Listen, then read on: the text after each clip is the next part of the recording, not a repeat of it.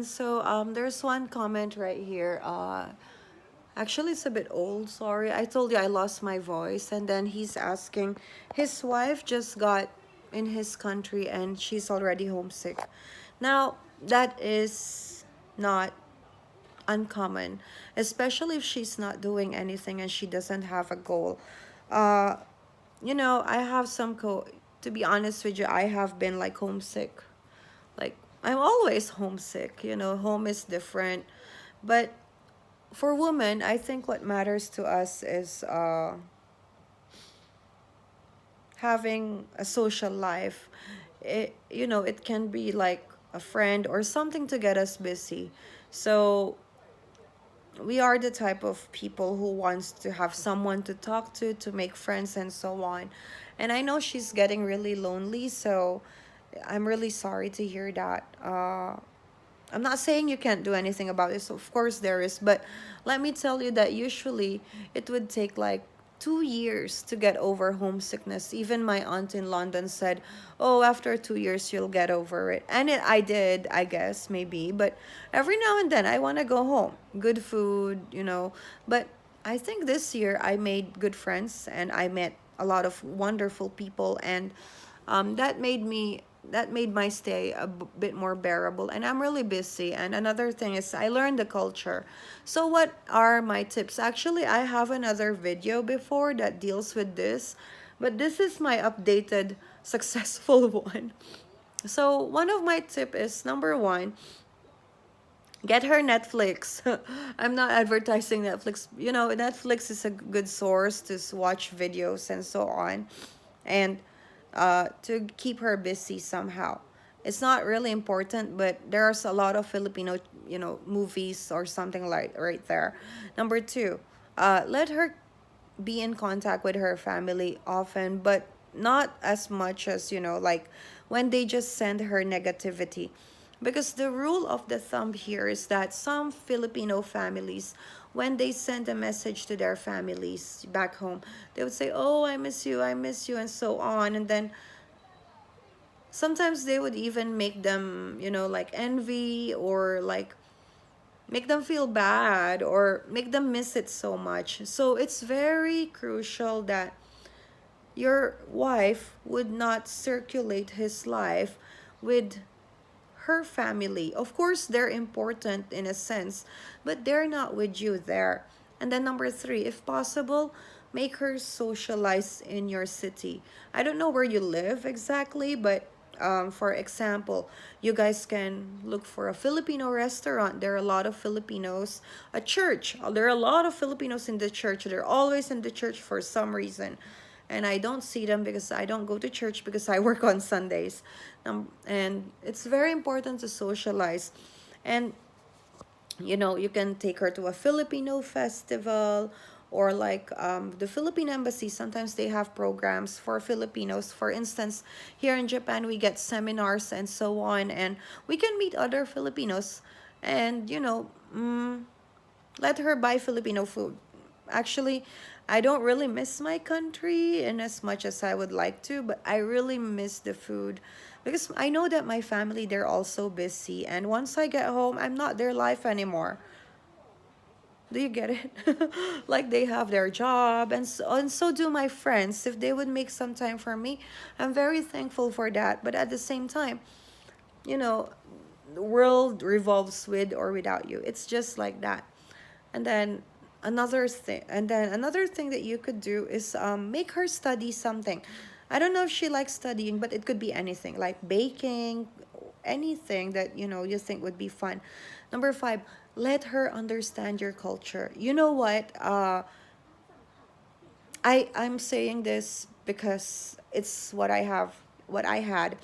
So in Japan, there's a language barrier. I don't know where you are, but if your country can speak in English, she's very lucky. When I first came to Japan, only recently they're more they can understand English, but they just cannot speak it.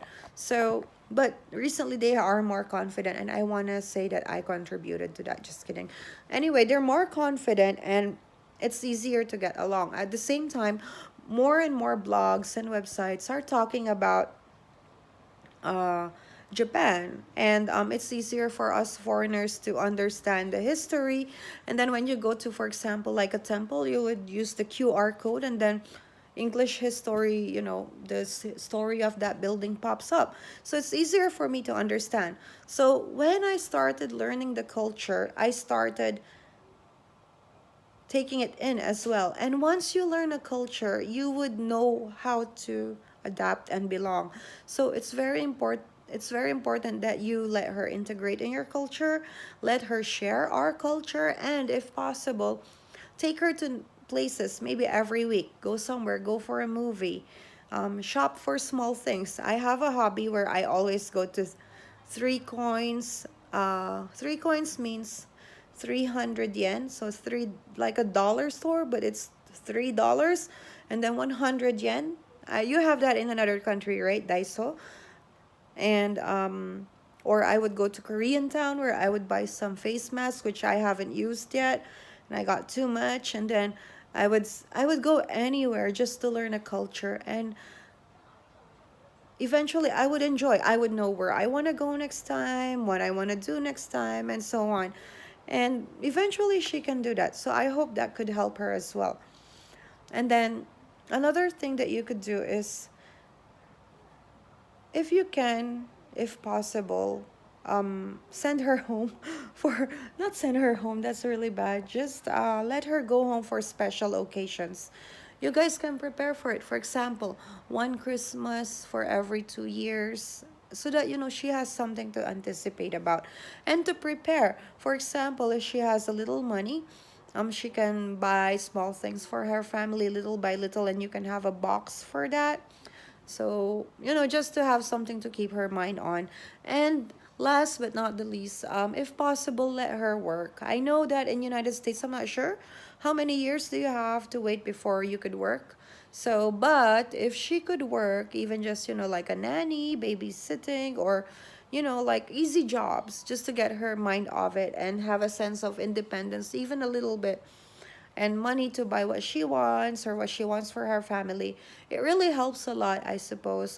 Because when you're working, your brain would just be focused on, what do you call that? Your job, and then other things, and then you would even have less time to talk to your family. So, mm, and you guys can do it together aside from the working, so you can even learn about Filipino culture when you go to Philippine embassy. So yeah, I hope that helps. And I don't know, people are adapting other countries differently. I have some coworkers, they're okay to stay in Japan. I think I overheard one, she said like, oh, I don't want to go home unless it's like 3 years, because I'm not yet missing our country. I want to discover Japan more. Now that's a good thing, right? So I really admire her for that. But there are some people who couldn't really adopt easily. So I hope this helps, and it helps your wife. And you can do it, wifey. I think, yeah, she can do it. Just she needs socialization, and you can also do it. Don't let this be like a hindrance for you and both of your happiness, because if she's always stressed, you will also be stressed, and then everyone is stressed, and I will be stressed, and also, no, just kidding. So I hope it all works, and thank you so much. And if things goes worse, it's always nice to take her to a doctor, but nevertheless, I think the feeling of being isolated in a country where you haven't been to, and you have no experience of being surrounded by people whom you are not used to, and you don't really have the upper hand to choose what you want, is really stressful for a Filipina. When I say upper hand, they don't have like money, or uh, I mean, the authority, something like that, and they feel like a minority. So I hope she won't feel that way. Of course, in Japan, sometimes I still feel discrimination, but I get over it. I just think that I'm paying for their taxes too, and I'm just like them. I also pay. So I hope she will get over that, and she will start enjoying your country. So wherever you are, enjoy it. So Merry Christmas.